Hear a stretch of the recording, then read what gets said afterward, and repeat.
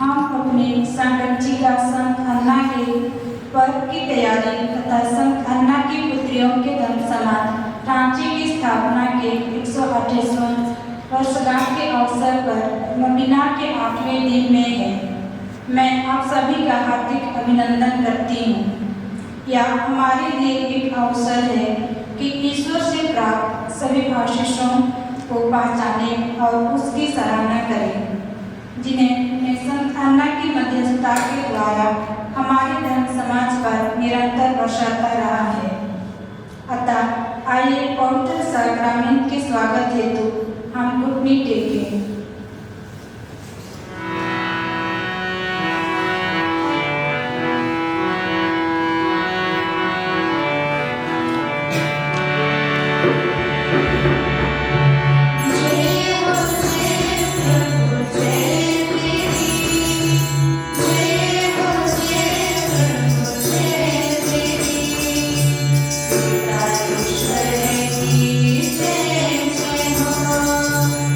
Oh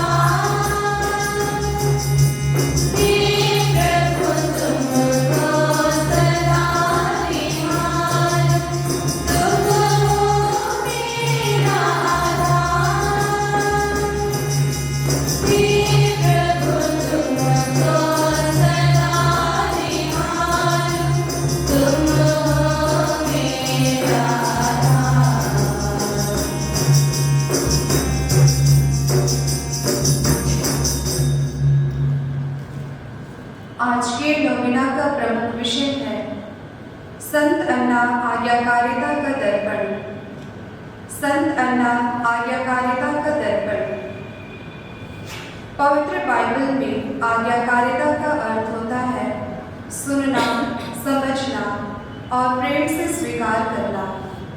अर्थात आज्ञाकारिता एक आंतरिक समर्पण है जिसमें व्यक्ति ईश्वर की योजना में खुद को विनम्रता से सौंप देता है, अपने विचारों, पसंद और योजनाओं को लोगों की भलाई और ईश्वरीय योजना के लिए समर्पित करता है। अतः हम कह सकते हैं कि आज्ञाकारिता का मतलब केवल आदेश मानना नहीं है, यह तो एक प्यार भरा समर्पण, विश्वास में लिया गया निर्णय और ईश्वर की योजना को अपनाने की विनम्रता है। यह तब और महान हो जाती है जब हम इसे अपनी इच्छा के विरुद्ध ईश्वर के लिए स्वीकार करते हैं। आज की स्वतंत्रता भरी दुनिया में यह गुण अत्यंत दुर्लभ होता जा रहा है। ऐसे समय में संत अन्ना हमारे लिए एक जीवंत उदाहरण है, जिन्होंने हर परिस्थिति में ईश्वर की योजना को अपनाया। उन्होंने माता मरियम को धर्म, नम्रता और प्रभु भक्ति में पाला। वह हाँ जिसे संत लूकस अध्याय 1 पद संख्या 38 में हम पढ़ते हैं, देख मैं प्रभु की दासी हूँ, तेरा कथन मुझ में पूरा हो। माता मरियम का यह उत्तर संत अन्ना और संत जोआकिम के पालन पोषण की फल प्राप्ति है। संत अन्ना मौन रहकर भी पूर्ण आज्ञाकारिता दिखाई। वे बिना कुछ बोले हमें बहुत कुछ सिखाती हैं। वह जीवन भर बिना किसी मान सम्मान की अपेक्षा किए ईश्वर की इच्छा में मगन रही। प्यारे धर्म बहनों, धर्म संघ के जीवन में आज्ञाकारिता केवल एक नियम नहीं है, बल्कि हमारी बुलाहट का उत्तर है। आध्यात्मिक जीवन की आत्मा है जो हमें भीतर से बदलती और संचालित करती है। आधुनिक युग में लोग, विशेषकर युवा वर्ग, तुरंत हर चीज का परिणाम की अपेक्षा करते हैं, चाहे वह पढ़ाई हो, करियर हो या रिश्ते। सब कुछ जल्दी पाने की चाह में धैर्य खो देते हैं। जब अपेक्षित परिणाम नहीं मिलता तो उनमें निराशा, तनाव, चिड़चिड़ापन और कई बार आत्मघाती कदम तक उठा लेते हैं। आज की पीढ़ी को आज्ञा पालन कठिन लगता है क्योंकि हम स्वतंत्रता को प्राथमिकता देते हैं। घर में माता पिता, विद्यालय में गुरुजनों तथा आस पड़ोस के बड़े बुजुर्गों के मार्गदर्शन को प्रतिबंध समझने लगते हैं। अनुशासन, संयम और आज्ञाकारिता का महत्व धीरे धीरे कम होता जा रहा है, जिससे संबंधों में और जीवन में असंतुलन तथा दरार उत्पन्न हो रहा है। आज हमें युवा पीढ़ी को समझना होगा कि आज्ञा पालन कोई दमन नहीं, बल्कि जीवन में संतुलन, सफलता और शांति का मार्ग है। संत अन्ना हमें सिखाती है कि परमेश्वर की घड़ी में देर हो सकती है पर अधेर नहीं। उन्होंने वर्षों तक प्रार्थना में प्रतीक्षा की, अतः आज्ञाकारिता में प्रतीक्षा भी प्रकट होती है।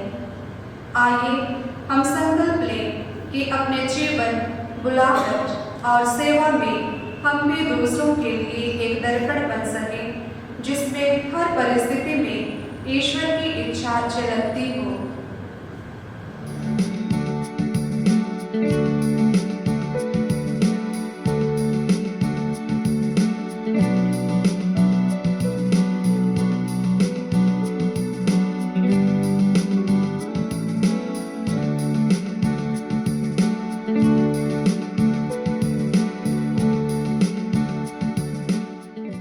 विधि विवरण ग्रंथ से पाठ,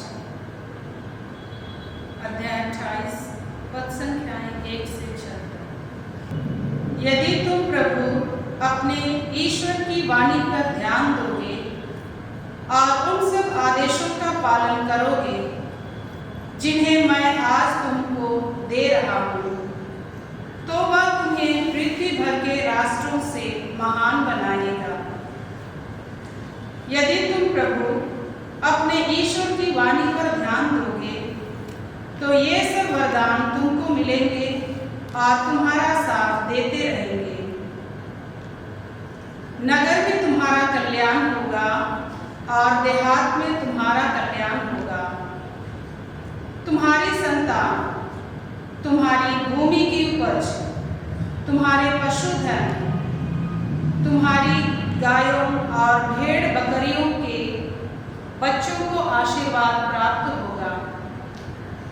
तुम्हारी टोकरी और आटा गूंदने के पात्र को आशीर्वाद प्राप्त होगा।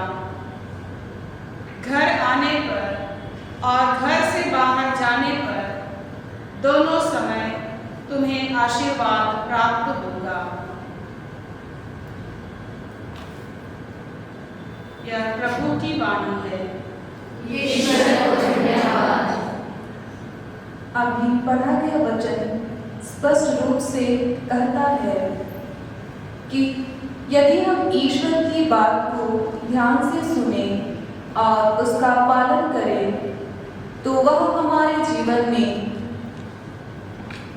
आशीषों से भर देगा। संत अन्ना का जीवन इस सत्य का प्रत्यक्ष उदाहरण है। उन्होंने ईश्वर की इच्छा में आज्ञाकारिता दिखाई और उनके गर्भ से वही कन्या उत्पन्न हुई जिसे सारी सृष्टि धन्य कहती है, मरियम, प्रभु की माता। यह आशीर्वाद संत अन्ना की निष्ठा और भक्ति का फल था। यह पाठ हमें सिखाता है कि जब ईश्वर की बातों को सुनते हैं, अपने जीवन में उसका अनुसरण करते हैं, तब वह हमें न केवल व्यक्तिगत रूप से आशीर्वादित करता है, बल्कि हमारे द्वारा हमारे संतानों, हमारी भूमि, हमारे कार्यों और हमारे संपूर्ण जीवन में कल्याण और समृद्धि देता है। आज हम ऐसे समय में जी रहे हैं जहां पूरी दुनिया अनेक चुनौतियों और संकटों से जूझ रही है। युद्ध, महामारी, नैतिक पतन, प्राकृतिक आपदा, मानसिक तनाव, परिवारों का टूटना, विश्वास और आत्मिक शांति का लोभ। लेकिन इन सब के बीच ईश्वर का वचन हमसे कहता है, यदि तुम प्रभु की वाणी पर ध्यान दोगे, तो वह तुम्हें आशीर्वाद देगा। ईश्वर का वादा आज भी जीवित है। उनके वचन और वादे कभी नहीं बदलते हैं। जिस प्रकार प्राचीन काल में ईश्वर ने उनके जीवन को समृद्धि और शांति से भर दिया, जिन्होंने उनकी आज्ञाओं का पालन किया, आज भी वही ईश्वर हमारी प्रतीक्षा कर रहा है कि हम उसकी ओर लौटें, उसकी वाणी पर ध्यान दें और उनकी आज्ञाओं का पालन करें। वचन कहता है, नगर में तुम्हारा कल्याण होगा और गांव में भी। लेकिन क्या आज हम सचमुच में देख पा रहे हैं? शहरों में तनाव और अकेलापन है, गांवों में बेरोजगारी और पलायन। यह इसलिए नहीं कि ईश्वर बदल गए हैं, बल्कि इसलिए कि हमने उनकी वाणी को अनसुना कर दिया है। जब तक हम व्यक्तिगत और सामूहिक रूप में आत्मा में पुनरुत्थान नहीं लाएंगे, तब तक सच्चा आशीर्वाद नहीं उतर सकता। हमारी परेशानियों का असली समाधान विज्ञान, राजनीति या दौलत में नहीं, बल्कि आत्मिक पुनरुत्थान में है। संत अन्ना के समय में भी राजनैतिक अशांति, रोमी अत्याचार और धार्मिक अंधकार था, किंतु वह अपने विश्वास में अडिग बनी रही और ईश्वर की योजना पर भरोसा किया। वर्तमान में हमें संत अन्ना जैसी आस्था, धैर्य और समर्पण की आवश्यकता है। जब चारों ओर भय और अनिश्चितता हो, तब हमें प्रभु की ओर लौटकर उनकी आज्ञाओं पर ध्यान देने की आवश्यकता है। तभी हम आशीर्वाद, शांति और सुरक्षा पा सकते हैं, क्योंकि आशीर्वाद का अर्थ केवल सफलता और पैसा नहीं है, बल्कि संपूर्ण जीवन का अनुभव है जो केवल आज्ञाकारिता से प्राप्त होता है।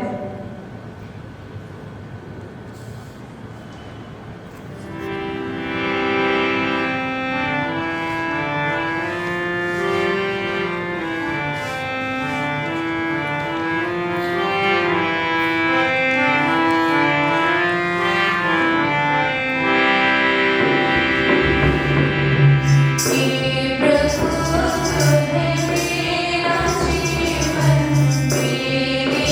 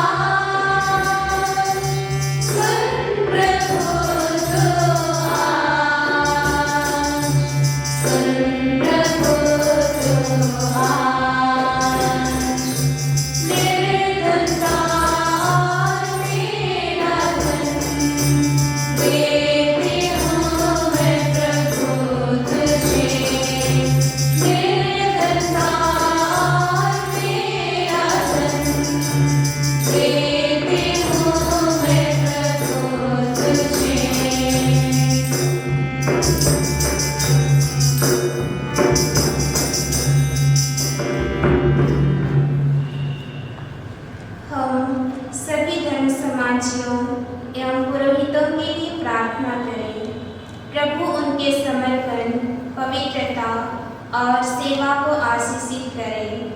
उन्हें ईश्वरीय अनुभवों और कृपाओं से भर दें ताकि वे दूसरों का आध्यात्मिक मार्गदर्शन कर सकें। हम निवेदन करें। हे पिता, हमारी प्रार्थना सुन।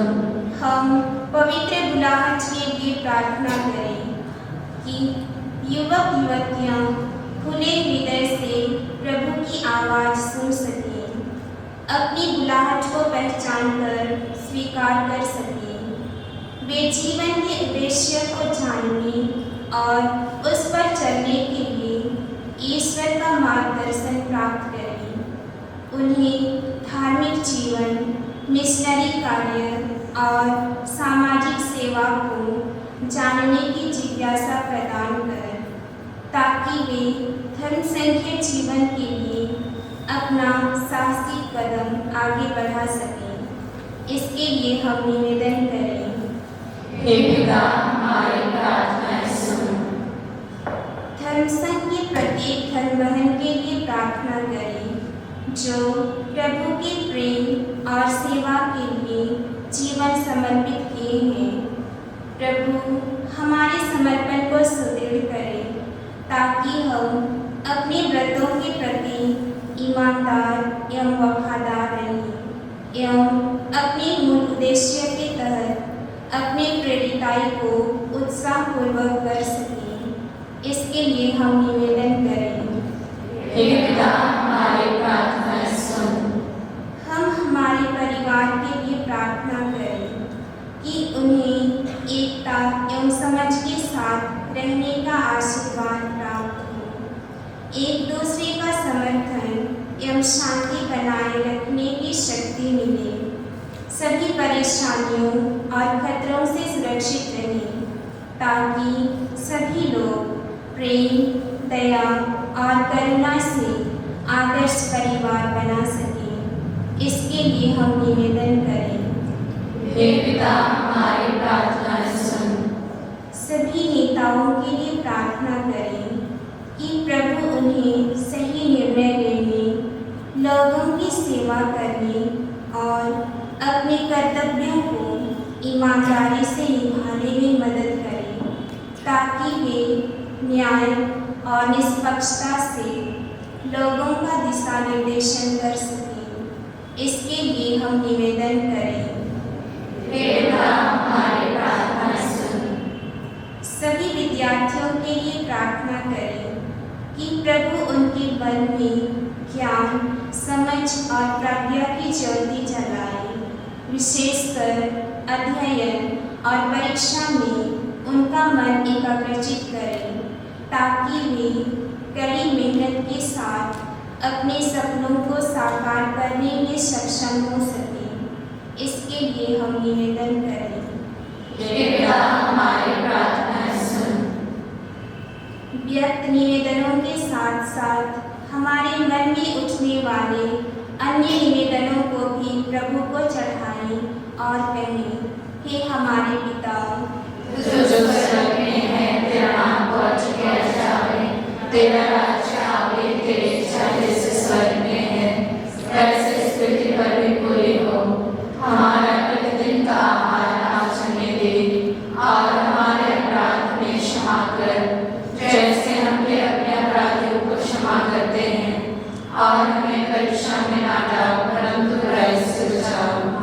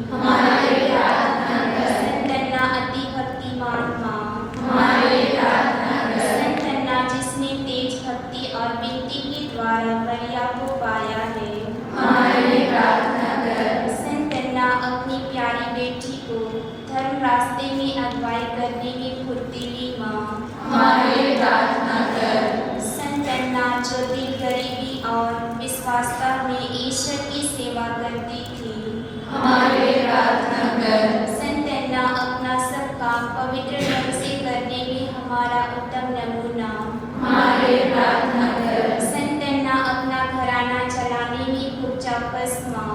हमारे प्रार्थना कर। संत अन्ना जिसकी पवित्रता की प्रशंसा सब क्रिस्तान लोग करते हैं। हमारे प्रार्थना कर। संत अन्ना माताओं का प्रतापी नमूना। हमारे प्रार्थना कर। संत अन्ना यीशु और मरिया के पास अति शक्तिमान माँ। हमारे प्रार्थना कर। संत अन्ना हमारे धर्म समाज की प्रेमी और बलवान रखवाले। हमारे प्रार्थना कर। कि परमेश्वर का मेघना जो दुनिया का पाप उठाता है। हमको सजा से बचाओ। कि परमेश्वर का मेघना जो दुनिया का पाप उठाता है। हमारी विनती पूरी कर। हे परमेश्वर का मेघना जो दुनिया का पाप उठाता है। हम पर दया कर। ख्रिस्त हमको सुन। प्रेस हमारी विनती पूरी कर। हम प्रार्थना करें। हे ईश्वर, जिसने धन्य अन्ना को यह कृपा करना चाहा कि वह तेरे इकलौते बेटे की माँ को जन्माने के लायक बन जाए, दया करके ऐसा कर कि जिसकी भक्ति हम रखती हैं उसकी विनती के द्वारा हमें सहायता मिले, उसी प्रभु ख्रिस्त के द्वारा। आमीन। हम संत अन्ना से विनती के लिए घुटने टेके। हे संत अन्ना, परमेश्वर ने आपको स्वर्ग की रानी की माँ होने के लिए चुन लेने से आपको खूब ऊंचा किया है। परमेश्वर की कृपा का सद्व्यवहार करके आप सब कुछ में उसी की इच्छानुसार चले। इसलिए उसने आपको बड़े काम के लिए नियुक्त किया। आपके जिम्मे में उस कुंवारी को रखा जो स्वर्गीय राजा की बेटी है। पुत्र परमेश्वर की माँ और पवित्र आत्मा के दुल्हन। हम कैसे आपकी यथोचित पढ़ाई कर सकेंगे, जबकि परमेश्वर ने आपको ऐसी बड़ी महिमा के योग्य समझा। और संत मरिया आप ही के अधिकार में रहे। हे संत अन्ना, हमें आपके समान सब काम करने को सिखलाइए। कि हम भी अपना हर एक काम विश्वास और प्रेम से करें, ताकि वह परमेश्वर के सामने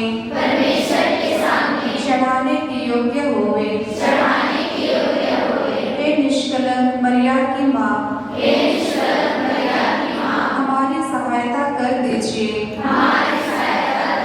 कि हमारे सब काम संत मरिया और उसके प्यारे बेटे के निकट चढ़ाने के योग्य हुए।